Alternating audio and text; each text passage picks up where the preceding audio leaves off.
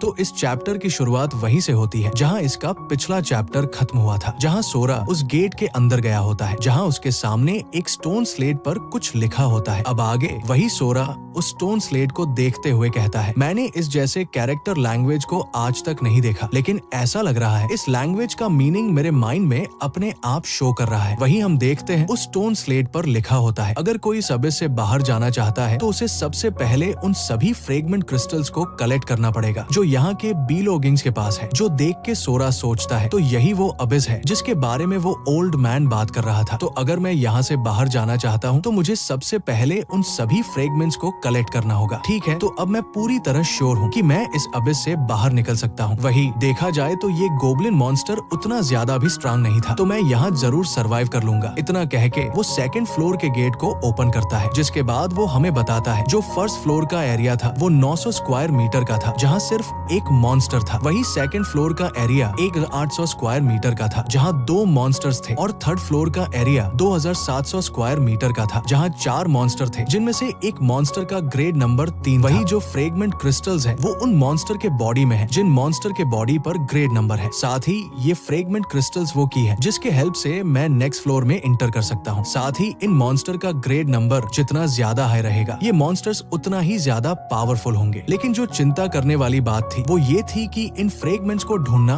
और भी ज्यादा मुश्किल होते जा रहा था, क्योंकि जब भी मैं अगले फ्लोर पर जाता तो उस फ्लोर का एरिया पिछले वाले फ्लोर से डबल हो जाता और साथ ही वहाँ के मॉन्स्टर्स और भी ज्यादा पावरफुल और दुगने नंबर में हो जाते। लेकिन मैं भी उन मॉन्स्टर्स की वजह से और भी ज्यादा पावरफुल होते जा रहा था और 12th फ्लोर पर जाने के बाद मेरा सामना उस मॉन्स्टर से हुआ जो उस दिन उस इवैक्यूएट सेंटर में अटैक किया था। लेकिन अब इनमें से कोई भी मॉन्स्टर्स मेरा मैच नहीं था। वही इतने सारे मॉन्स्टर्स को मारने के बाद मेरा सेंस धीरे धीरे नम पड़ने लगा और जब मैं 30 फ्लोर पर पहुंचा तो वहाँ के मॉन्स्टर्स की संख्या 500 मिलियन तक पहुंच गई, जहाँ फ्रेगमेंट्स को पाना ऐसा था जैसे कि समुद्र में एक सुई को खोजना। वहीं कुछ मॉन्स्टर्स ऐसे भी थे जिनके पास फ्रेगमेंट था, लेकिन उन्हें कई पावरफुल मॉन्स्टर्स प्रोटेक्ट कर रहे थे, और कुछ मॉन्स्टर्स ऐसे भी थे जो छोटे छोटे केव में छुपे थे। लेकिन जो सबसे ज्यादा अनोइंग बात थी वो ये थी कि इन सभी मॉन्स्टर्स को मारने में मुझे काफी ज्यादा टाइम लग रहा था, लेकिन चाहे जो भी हो जाए मैं रुकने वाला नहीं और 42वें फ्लोर पर पहुंचने के बाद जो मॉन्स्टर्स की संख्या थी वो तकरीबन 2.199 ट्रिलियन तक पहुंच गई थी। लेकिन अब नंबर्स का कोई मतलब नहीं रह गया था। मैं उन मॉन्स्टर्स को मारते मारते ये तक भूल गया था कि मुझे इस अबिस में कितना साल हो गया, और यूं कहूं कि यहाँ पे मेरे लिए टाइम और साल का कोई मतलब ही नहीं है। बस एक ही चीज है और वो है मौत, और चारों तरफ बस तबाही जो मैंने फैलाई है। मुझे तो इतना तक याद नहीं है कि मैं अब तक कितने मॉन्स्टर्स को मार चुका हूँ। वही वो एक बड़े से स्टोन स्लेट पर कुछ लिख रहा होता है और कहता है, लगता है अब समय हो गया है फ्रेगमेंट को ढूंढने का। तभी वो स्टोन स्लेट जिस पर वो कुछ लिख रहा होता है वो टूट जाता है, जिसके अंदर से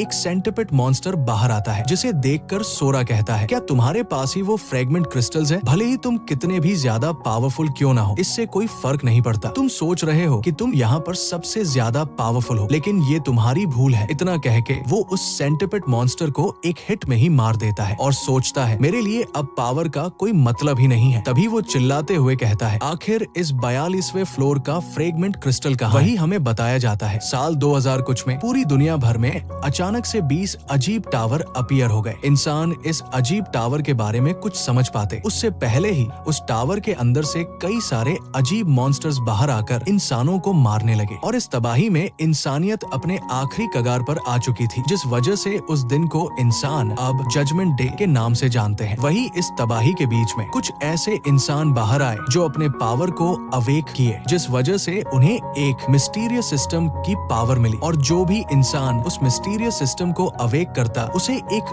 ओवरवेलमिंग पावर मिलती, जिससे वो उन मॉन्स्टर्स का सामना कर सकता था। इसके बाद इंसानों ने अपने सोसाइटी को रीबिल्ड किया, और वो इंसान जो अपने सिस्टम को अवेक कर लिए उन्होंने कई सारे पावरफुल गिल्ड्स को क्रिएट किया। जिसके बाद हम सोरा को देखते हैं जो एक मॉन्स्टर का पीछा कर रहा होता है, और वो उससे कहता है, रुको, मुझे तुम अपने स्टेटस को दिखाओ। तभी वो मॉन्स्टर अचानक से किसी जगह पे टेलीपोर्ट होने लगता है। वही हम बैकग्राउंड में किसी की आवाज को सुनते हैं जो कह रहा होता है, उसे रोको, वो एक एडवांस रैंक समनिंग स्क्रोल को यूज कर रही है। जो सुन के सोरा कहता है, क्या ये एक इंसान की आवाज है? तो क्या इसका मतलब ये इस जगह से बाहर जाने का रास्ता है? इतना सोच के सोरा उस समनिंग अरे के अंदर जाने लगता है। तभी वो सिस्टम सोरा को एक वार्निंग नोटिफिकेशन शो करता है जिसमें लिखा होता है, जो अब इस समनिंग स्क्रोल है वो एक साथ 2 लोगों को ट्रांसफर नहीं कर सकता, जो देखकर सोरा कहता है, मैं किसी को भी अपने रास्ते में नहीं आने दूंगा, मुझे यहाँ से बाहर निकलने से कोई नहीं रोक सकता। वही हम कुछ देर पहले अर्थ के आउटसाइड एस सिटी का सीन देखते हैं, जहाँ एक लड़की जिसका लेवल 19 होता है वो भागते हुए सोचती है, मुझे उनसे जल्दी पीछा छुड़ाना होगा। तभी कुछ ट्री वाइन्स उसके पैर को पकड़ लेती है, जिस वजह से वो लड़की वहीं पर गिर जाती है और सोचती है, ये बुरा हुआ, लगता है आज मैं यहीं पर मरने वाली हूँ। वही हम उन लोगों को देखते हैं जिनमें एक लेवल 34 की ड्रूइड होती है, साथ ही एक लेवल 35 का स्वॉर्डमैन होता है, जो उस लड़की से कहता है, आखिर तुम इतना संघर्ष क्यों कर रही हो, तुम हमें बस वो एडवांस समनिंग स्क्रोल दे दो, जिसके बाद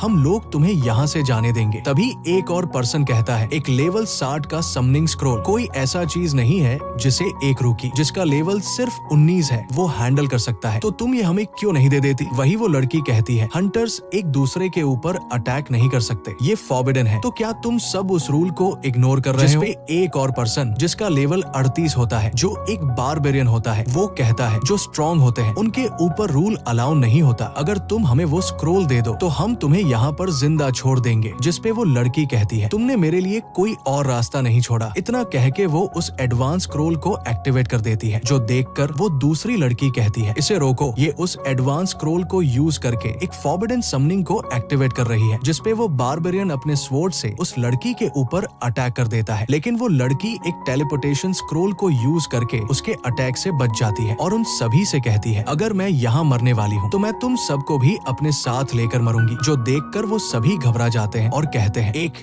एडवांस मॉन्स्टर को कोई भी कंट्रोल नहीं कर सकता, अगर ये इस फोर्स्ड समन से बाहर आया तो फिर हम सब यहीं पर मारे जाएंगे। वही वो समनिंग स्क्रोल एक्टिवेट हो गया होता है, जिस वजह से वहाँ पर एक टॉर्नेडो क्रिएट हो जाता है, जो देखकर वो सभी कहते हैं, ये जो एनर्जी है वो काफी ज्यादा ओवरवेलमिंग है, ये हम सब के लिए ठीक नहीं है। तभी वो समनिंग वहाँ पर अपीयर हो जाता है, जिसे देखकर वो सभी कहते हैं, ये यहाँ पे आ गया। वही हम देखते हैं वो समन एक सेरब्रस मॉन्स्टर होता है, जिसका लेवल 3 होता है, जिसे देखकर वो सभी हंसते हुए कहते हैं, बस एक लेवल 3 का सेरब्रस मॉन्स्टर, और हम लोग सोच रहे थे कि इस समन के अंदर से कोई पावरफुल मॉन्स्टर बाहर आएगा, और इसी स्क्रोल के लिए तुमने अपनी लाइफ को रिस्क में डाला, क्या मजाक है। वही वो लड़की सोचती है, आखिर ऐसा क्यों हुआ, ये एक लेवल 60 का एडवांस स्क्रोल था, तो फिर इसके अंदर से एक लेवल 3 का सेरब्रस मॉन्स्टर कैसे बाहर आ सकता है। तभी उस सेरब्रस मॉन्स्टर की बॉडी के अंदर से अचानक एक हाथ बाहर आता है, जिसके तुरंत बाद ही वो मॉन्स्टर 2 टुकड़ों में बट जाता है, जो देखकर वो सभी शॉक होते हुए कहते हैं, क्या ये एक ह्यूमैनॉइड मॉन्स्टर है। वही हम सोरा को देखते हैं, जो हंसते हुए कहता है, मैंने ये कर दिया, मैं आखिरकार उस अबिस से बाहर आ गया।